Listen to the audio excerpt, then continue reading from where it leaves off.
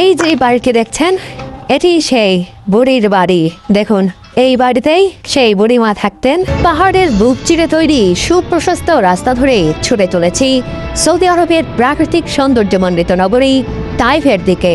মক্কা থেকে তাইফের দূরত্ব প্রায় 120 কিলোমিটার। সুদীর্ঘ এই পাহাড়ি পথের সৌন্দর্য মন ভরিয়ে দিবে যে কারো। তাইফ এমন একটি জায়গা যেখানে মহানবী হযরত মুহাম্মদ সাল্লাল্লাহু আলাইহি ওয়াসাল্লামকে সহ্য করতে হয়েছিল অবর্ণনীয় নির্যাতনে।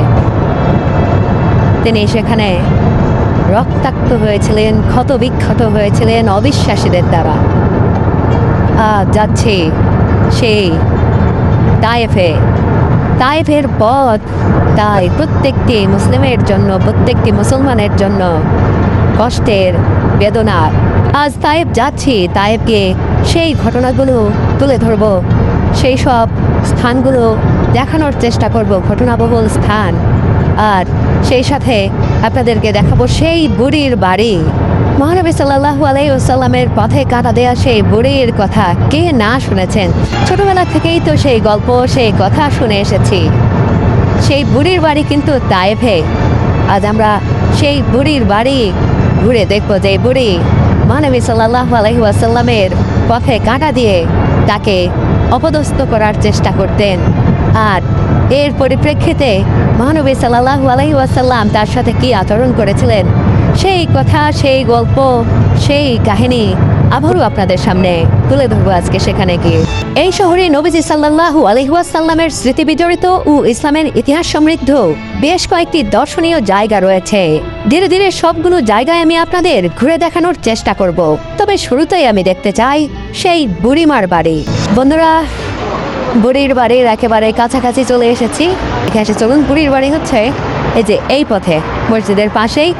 এই পথে গেলে আমরা বুড়ির বাড়ি। ছোটবেলা থেকে কতবার সেই গল্প শুনেছি, মহানবী সাল্লাল্লাহু আলাইহি ওয়াসাল্লামের চলার পথে কাঁটা দেয়া সেই বুড়ির কথা।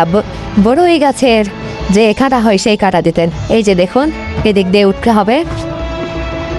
এই যে বাড়িটি দেখছেন, এটি সেই বুড়ির বাড়ি।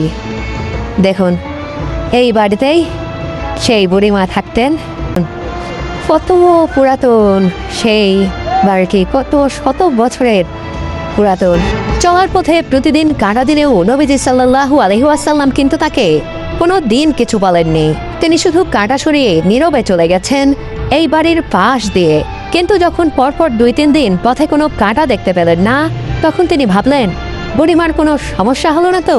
এরপর তার খোঁজ নেওয়ার জন্য এই বাড়িতে প্রবেশ করলেন নবীজি সাল্লাল্লাহু আলাইহি ওয়াসাল্লাম। বাড়িতে প্রবেশ করেই দেখলেন বুড়িমা অসুস্থ হয়ে বিছানাগত। নবীজি সাল্লাল্লাহু আলাইহি ওয়াসাল্লাম বুড়িমার ওষুধের ব্যবস্থা করে দেওয়ার পাশাপাশি তার সেবা করতে লাগলেন। নবীজির এই মহানুভবতায় বুড়িমা হতবাক হয়ে গেলেন। আর দেরি না করে তিনি ইসলাম ধর্ম গ্রহণ করলেন। ছোটবেলা থেকে শুনে আসা গল্পের সেই বুড়ির বাড়ি নিজ চোখে দেখে সত্যি সত্যিই আমি আবেগ আপ্লুত। তাই ফেলে আপনারাও মহানবী সাল্লাল্লাহু আলাইহি ওয়াসাল্লামের মানবতার নিদর্শন এই বাড়িটি দেখে যাবেন নিশ্চয়।